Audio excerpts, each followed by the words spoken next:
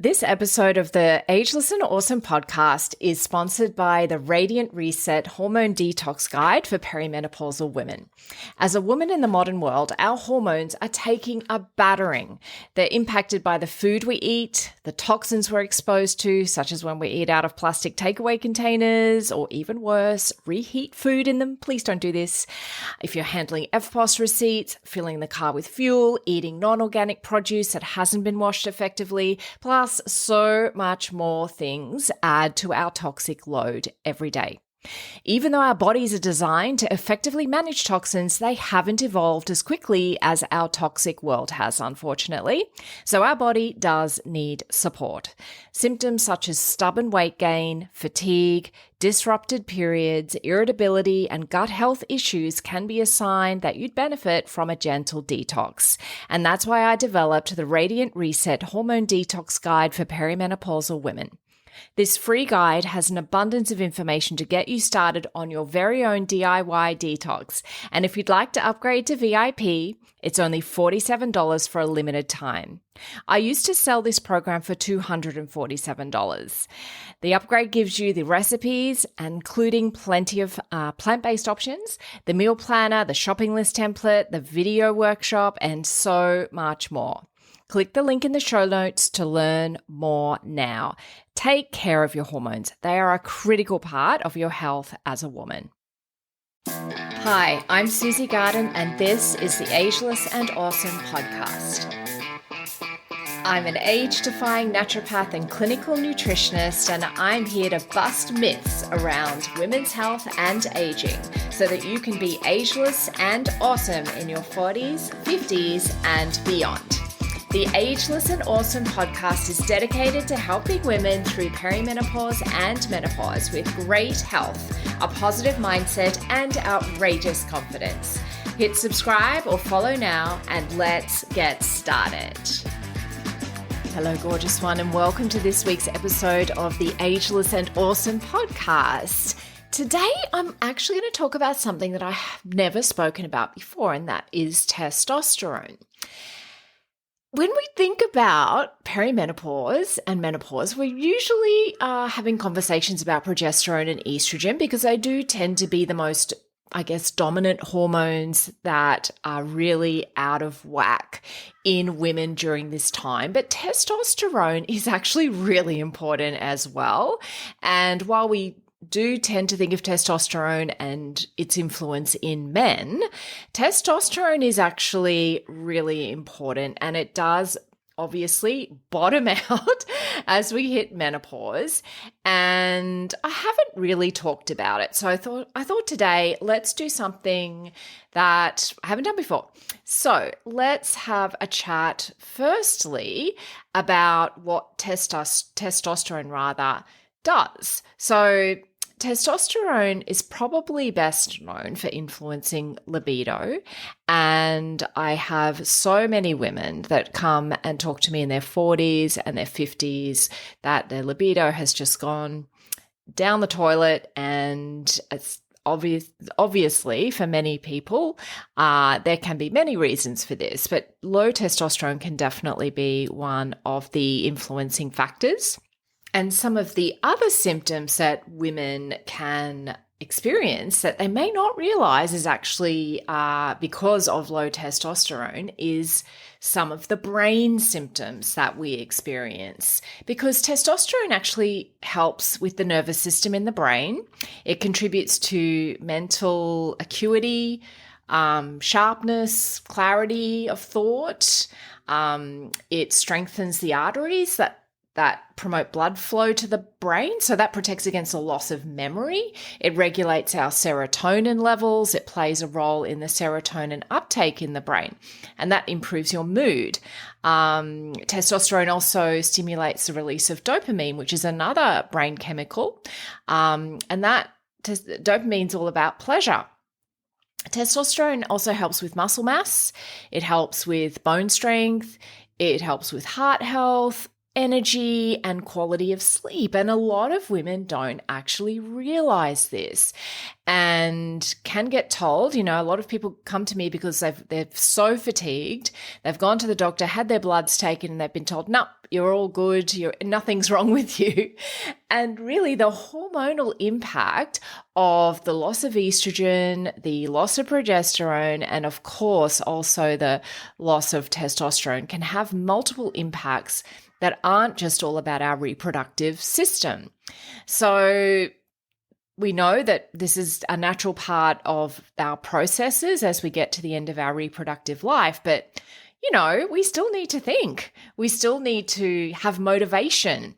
We still need to have our memory, So we need to do some things to help with that.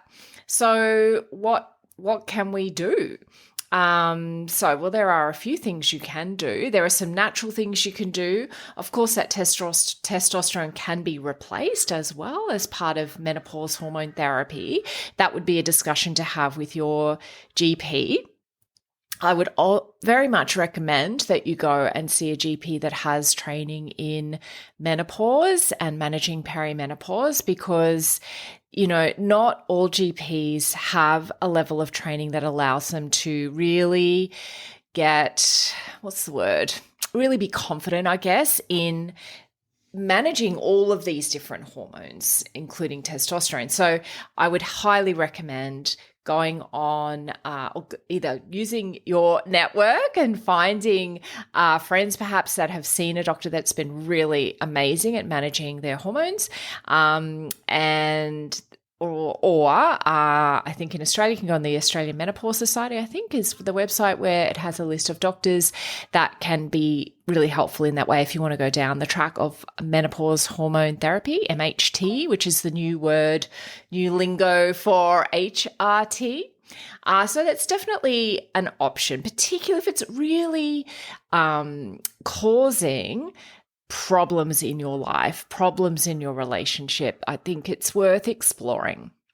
It's not necessarily the be-all and end-all. If you saw my podcast, I think it was a week or two ago, on MHT from a personal point of view, because obviously it's beyond my scope of practice as a naturopath and nutritionist to be advising or giving too much information about it.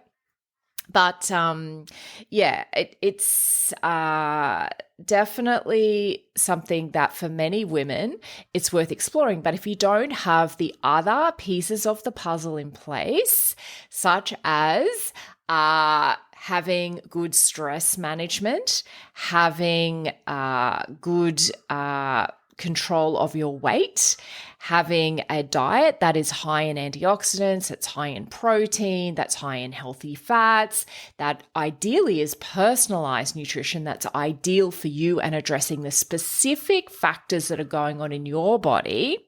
Because a lot of the women that I see, they've tried everything. They've tried keto, they've tried intermittent fasting, they've tried all of the things, and it's only when they get onto personalized nutrition that the weight literally just starts falling off.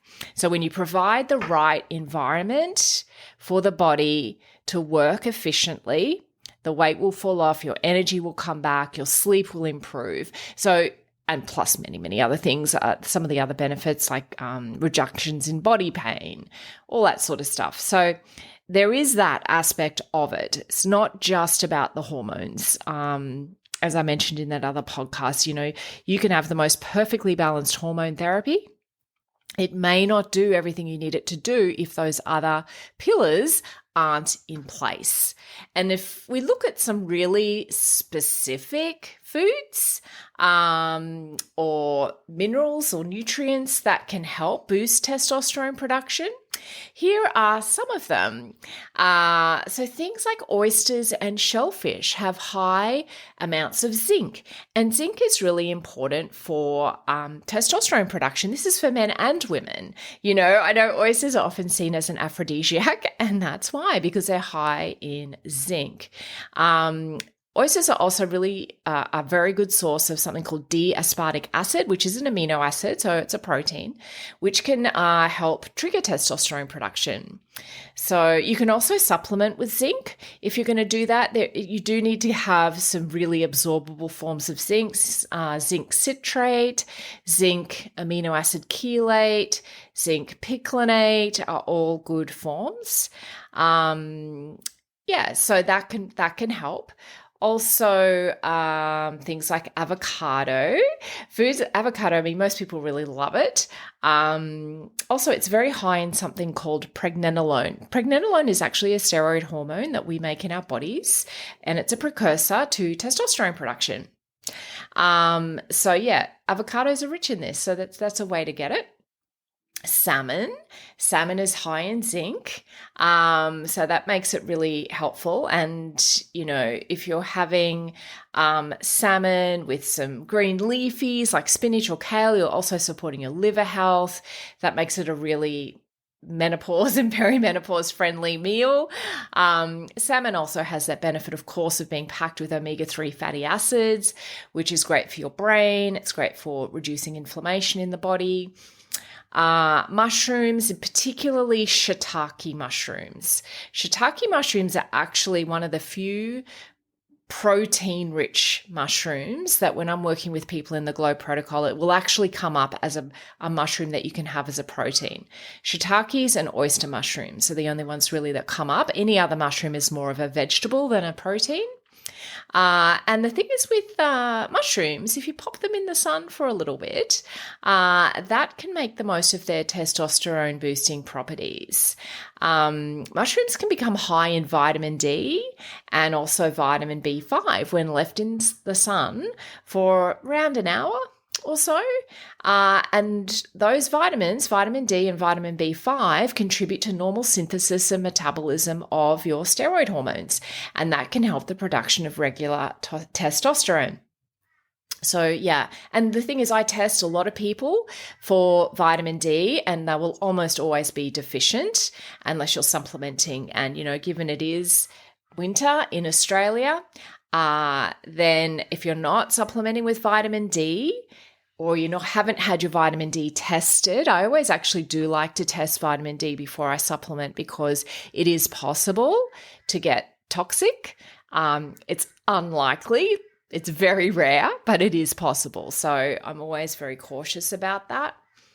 I mentioned vitamin B5, and some of the other foods that are really good sources of vitamin B5 are things like your cruciferous veggies like broccoli, cauliflower. They're also really good for your liver health and your metabolism of your estrogen.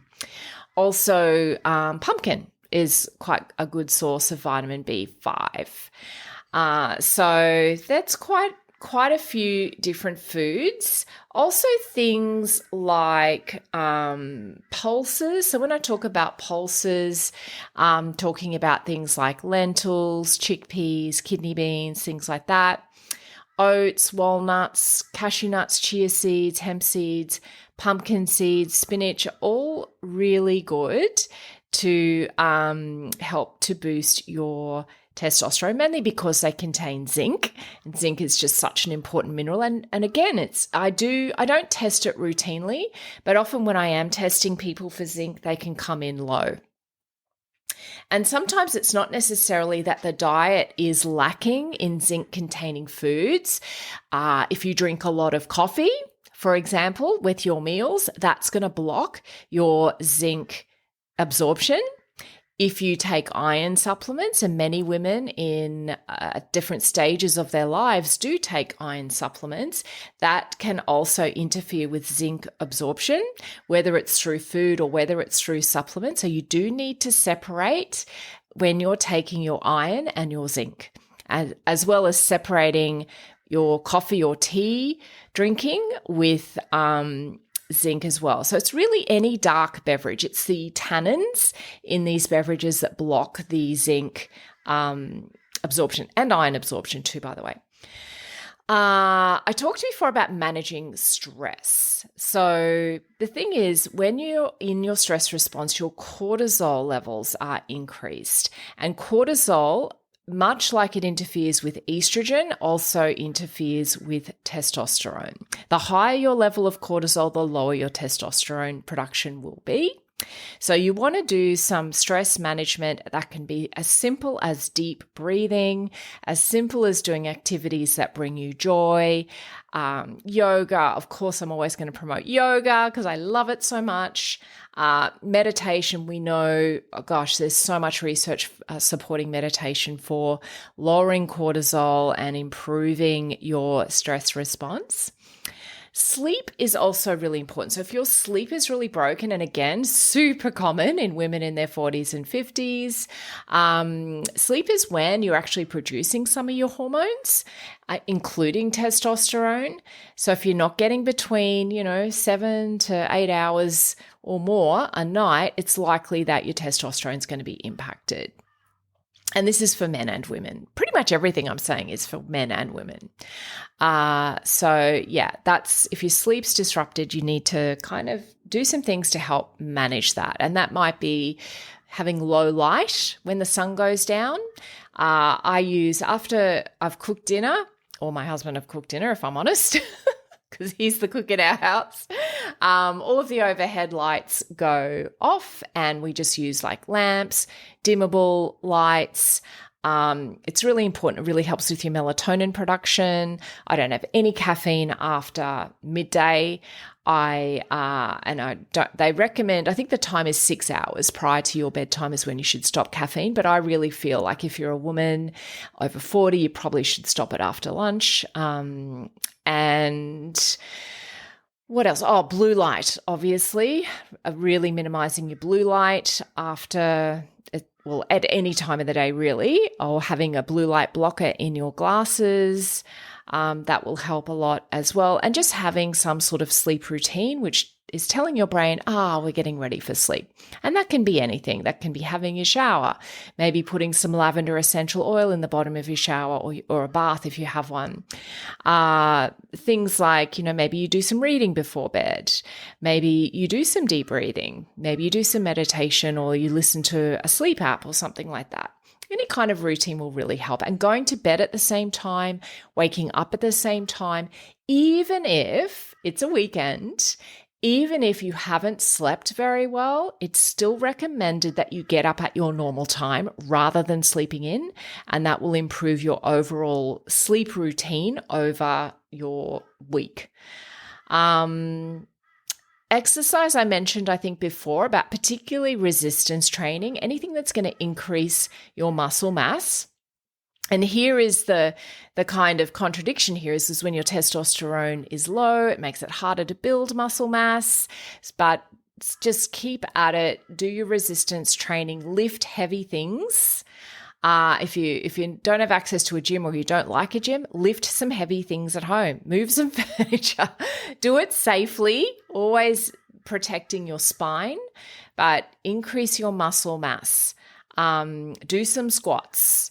That will help with your glutes. It will help with your thighs, which are your biggest muscles in your body. And that's a really good ones to help improve your muscle mass, and that will increase your testosterone.